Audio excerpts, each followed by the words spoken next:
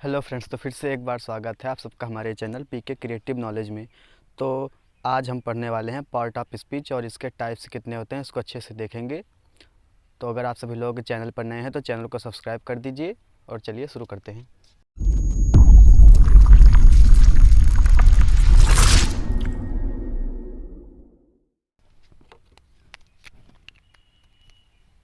आज हम पढ़ने वाले हैं पार्ट ऑफ स्पीच।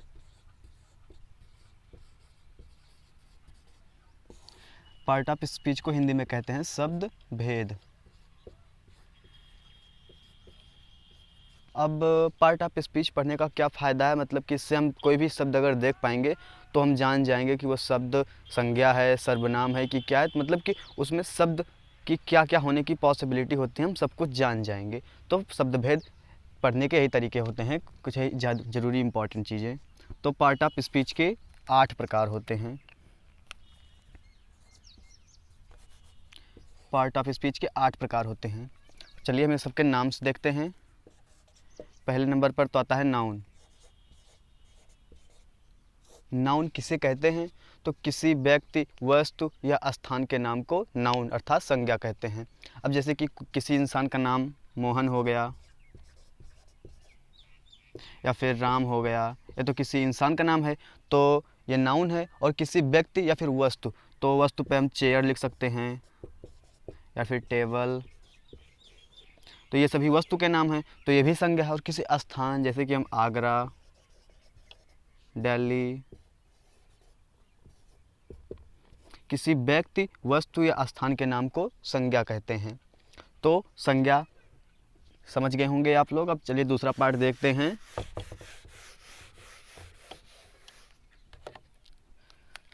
और दूसरा होता है नाउन के बाद प्रोनाउन।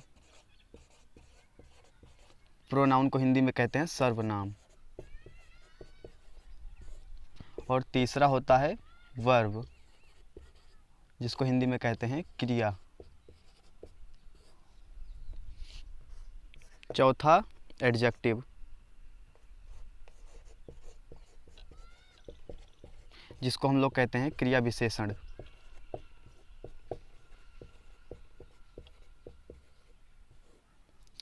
और पांचवा हो जाता है एडवर्ब।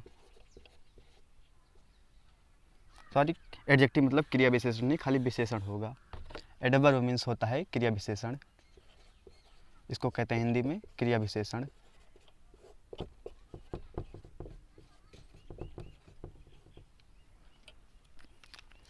तो अब सबसे पहले हम सर्वनाम, क्रिया विशेषण और एडवर्ब को देख लेंगे, तो उसके बाद इसके आगे के पार्टों के बारे में डिस्कस किया जाएगा।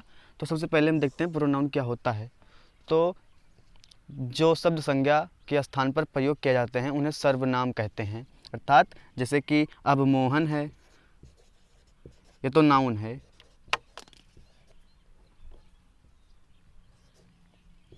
अब लेकिन जैसे कि अब कोई पूछ रहा है कि वह कौन है, तो हम बोल सकते हैं कि ही इज़ मोहन। तो यहाँ पर ही शब्द प्रयोग किया जाता है, मतलब कि संज्ञा के स्थान पर जो शब्द प्रयोग किए जाते हैं उन्हें सर्वनाम कहते हैं। जैसे कि ही हो गया, she, it, I, we, they, you, इन सबको हम लोग कहते हैं सर्वनाम। वैसे तो सर्वनाम के और से संज्ञा के कई प्रकार होते हैं, लेकिन आज हम बेसिक जानेंगे, फिर आने वाली अगली वीडियोज़ में हम धीरे धीरे इसके सभी पार्ट को भी कवर कर लेंगे। तो आशा करता हूँ कि आप सभी लोग प्रोनाउन क्या होता है उसको समझ गए होंगे। वे शब्द जो संज्ञा के स्थान पर प्रयोग किए जाते हैं उन्हें सर्वनाम कहते हैं। जैसे कि ही इज़ माई फ्रेंड, जैसे कि मोहन मेरा दोस्त है, तो यहाँ पर बोला जाएगा अंग्रेजी में मोहन इज़ माई फ्रेंड। तो यहाँ पर तो मोहन शब्द जो है नाउन की तरह प्रयुक्त हो रहा है, लेकिन अगर मोहन मेरे साथ ही रहेगा तो कोई पूछेगा यह कौन है, तो ऐसे में थोड़ी ना बोलूँगा कि मोहन मेरा दोस्त, मैं ऐसे बोलूँगा ये मेरा दोस्त है, तो ही इज़ माई फ्रेंड। तो यहाँ पर ही शब्द जो हो रहा है ये संज्ञा के स्थान पर प्रयोग किया जा रहा है, इसलिए यहाँ पर ही शब्द सर्वनाम होगा।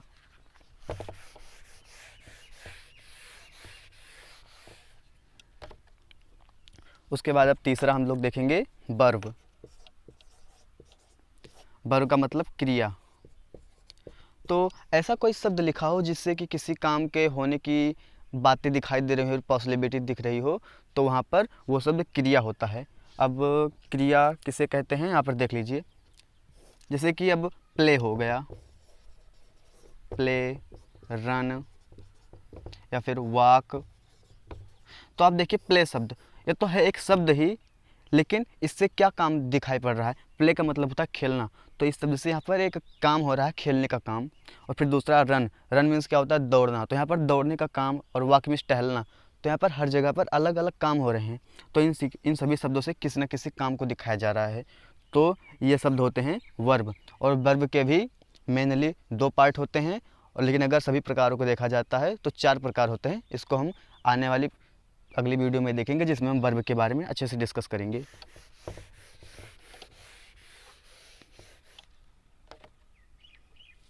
अब वर्ब के बाद हम एडवर्ब को देख लेते हैं। एडवर्ब को हिंदी में कहते हैं क्रिया विशेषण। तो ऐसे शब्द जो क्रिया की विशेषता को बताएं तो उसे क्रिया विशेषण कहते हैं। अब जैसे कि रन, रन क्या है, एक शब्द है जिसका मतलब होता है दौड़ना। तो यहाँ पर खाली क्या पता चल रहा है कि यहाँ पर एक काम हो रहा है दौड़ने का, लेकिन ऐसे शब्द लग जाएं जो इस दौड़ने की विशेषता बता दे, जैसे कि रन फास्ट। तो अब वो कैसे जा रहा है, अब तेज से दौड़ा जा रहा है, यानी कि दौड़ने का काम तो हो रहा है, लेकिन किस प्रकार से, तेजी के साथ हो रहा है। तो इसलिए यहाँ पर जो फास्ट शब्द आया है, या फिर अभी यहाँ पर फास्ट की जगह पर हम स्लोली भी कर सकते हैं। तो ये सब शब्द जो मेन क्रिया की विशेषता को बताते हैं उन्हें हम लोग कहते हैं एडवर्ब। अब रन स्लोली यानी कि धीरे दौड़ो, यानी कि दौड़ने का काम कैसे हो रहा है, धीरे से हो रहा है, यानी कि अब वो बहुत तेज नहीं दौड़ रहा है, धीरे दौड़ रहा है। तो ऐसे शब्द स्लोली, फास्ट, सून, ऐसे जो शब्द आते हैं उन सबको एडवर्ब कहा जाता है। हम लोग देख लेते हैं एडजेक्टिव। एडजेक्टिव किसे कहते हैं, तो वे शब्द जो संज्ञा या सर्वनाम की विशेषता बताते हैं उन्हें हम एडजेक्टिव यानी कि विशेषण कहते हैं। जैसे कि ब्यूटीफुल,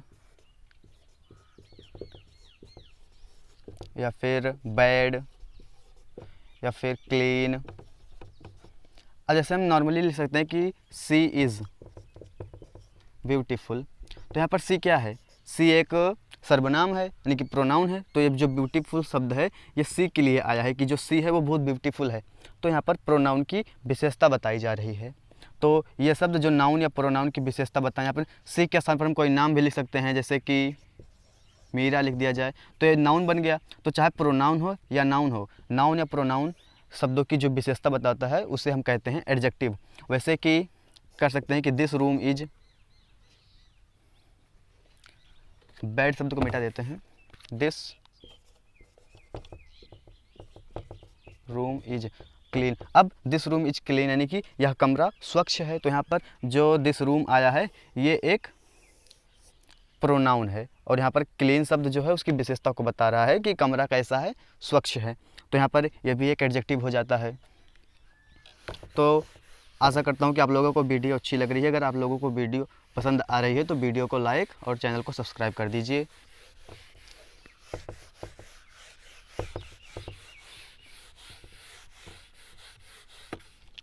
हम लोगों ने एडजेक्टिव तक देख लिया था। अब 6वें नंबर पर हम लोग देखते हैं कंजक्शन।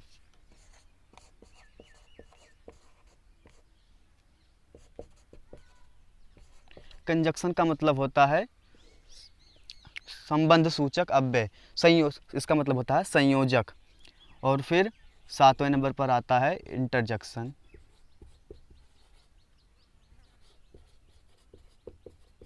और फिर 8वें नंबर पर आता है प्रीपोजिशन।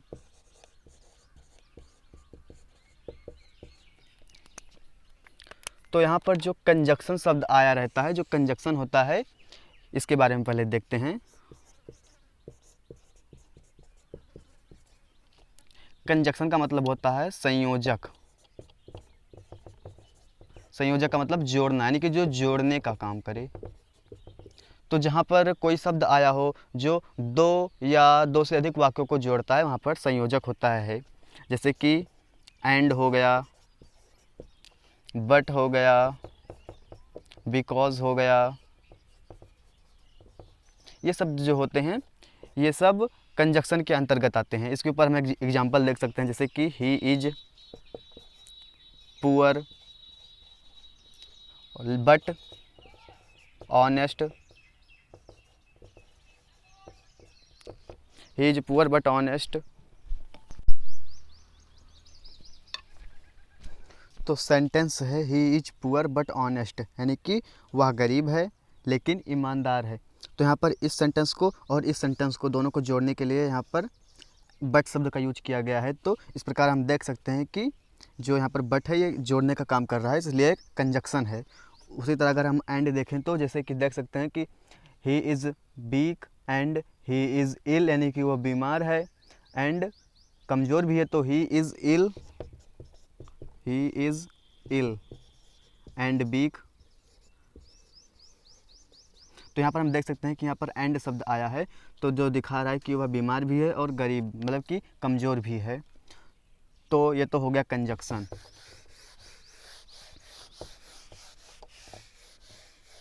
अब हम देखेंगे इंटरजेक्शन किसे कहते हैं। इंटरजेक्शन किसे कहते हैं, जिसमें व्यक्ति, इसको हम साधारणतः इसको हम हिंदी में कहते हैं विस्मयादि बोधक अव्यय, यानी कि जहाँ पर व्यक्ति का एक अलग प्रकार का एक्सप्रेशन हो, यानी कि जहाँ पर प्रसन्नता, दुख या फिर आश्चर्यजनक ऐसे कुछ शब्द आ जाते हैं, जैसे कि ओ शब्द आ जाता है। और इस शब्द की एक विशेष पहचान है कि जहाँ पर इंटरजेक्शन के शब्द लिखे रहेंगे वहाँ पर ये लगा रहेगा, इंटरजेक्शन का मार्क्स लगे रहेंगे। और एलास हो सकता है, ये लगा रहता है, हुर्राह लगा रहता है।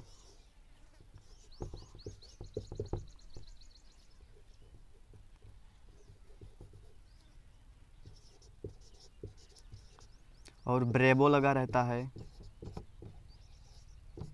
तो जो ओ शब्द होता है इसे दुख प्रकट करने के लिए इसका यूज किया जाता है। एलास होता है, इसे भी दुख प्रकट करने के लिए। और ये हुर्रा है यहाँ पर प्रसन्नता व्यक्त करने के लिए, जॉय। और यहाँ पर ब्रेवो आया है तो किसी व्यक्ति को शाबाशी देने के लिए ब्रेवो शब्द का प्रयोग किया जाता है। तो मतलब कि इंटरजेक्शन कुल मिलाकर ये है कि जहाँ पर व्यक्ति अपने मन में उठे अचानक भावों को व्यक्त करता है जिन शब्दों के माध्यम से, वहाँ पर इंटरजेक्शन होता है। अब हम देखते हैं last, preposition.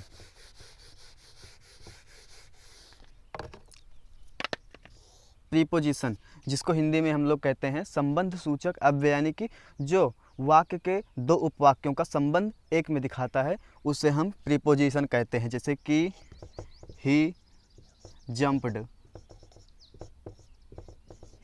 In the river. तो यहाँ पर ही आया है सब्जेक्ट यानी कि प्रोनाउन है, और यहाँ पर रिवर भी आया है जो एक प्रकार की नाउन है। तो इन दोनों के अंदर जो संबंध दिखा रहा है इन, यानी कि उसने जंप किया लेकिन कहाँ किया, नदी में। तो यहाँ पर एक शब्द आया है इन। तो यहाँ पर और इसे देख सकते हैं कि cat jumped over the table. तो यहाँ पर टेबल और कैट में जो शब्द संबंध दिखा रहा है वो आया है ओवर। तो यहाँ पर ओवर शब्द प्रीपोजिशन है, यानी कि प्रीपोजिशन वो होता है कि जो वाक्य के दो चीज़ों में आपस में एक संबंध को दिखाता है, वहाँ पर प्रीपोजिशन का यूज होता है। और इसके हम कई अन्य उदाहरण देख लेते हैं, जैसे कि प्रीपोजिशन क्या क्या हो सकते हैं, जैसे कि in, to, on, at, over, below, above. मतलब कि ऐसे इसी तरह के बहुत से होते हैं जिसको हम आने वाली सभी वीडियो में एक एक करके कवर करेंगे। अब जो अगली वीडियो होगी उसमें हम पढ़ेंगे नाउन के बारे में विस्तार से। तो अगर आप लोगों को वीडियो पसंद आई तो वीडियो को लाइक और चैनल को सब्सक्राइब कर दीजिएगा। और ध्यान रहे अगली वीडियो मिस मत कीजिएगा। अगली वीडियो में हम लोग पढ़ेंगे नाउन। अगली वीडियो में हम पढ़ेंगे नाउन के बारे में। नाउन की एकदम अच्छे से परिभाषा लिखाई जाएगी और इसके 5 पार्ट्स होते हैं, तो उसके बारे में भी विस्तार से वो भी एग्जाम्पल सहित बताया जाएगा। तो अगर आप चैनल को सब्सक्राइब कर लीजिए और बेल आइकन को भी दबा दें ताकि जब हमारी अगली वीडियो अपलोड हो तो आपको पहले नोटिफिकेशन